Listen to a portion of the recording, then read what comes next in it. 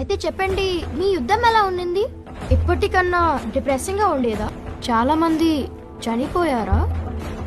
కత్తి విసిరి రక్తం చిందించి యుద్ధం చేసేది నాశనానికి కాదు, ఉద్ధరించడానికి. అక్కడ పడే పీనుగులు కూడా పనికొస్తాయి. కావాలంటే రాబందులు అడుగు. కోట్ల మంది సైనికులు సరిపోలేదుట.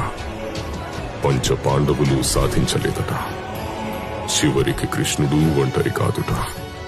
అబద్ధం తోడు లేకుండా ఏ కురుక్షేత్రం పూర్తవదట.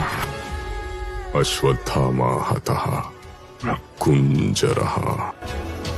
ఎనీవేస్, బెస్ట్ ఫైటర్ అయితే మీరే అయి ఉంటారు. No one can beat you. లేదు, నేను ఓడిపోయాను. అవునా? ఎవరు ఓడించారు?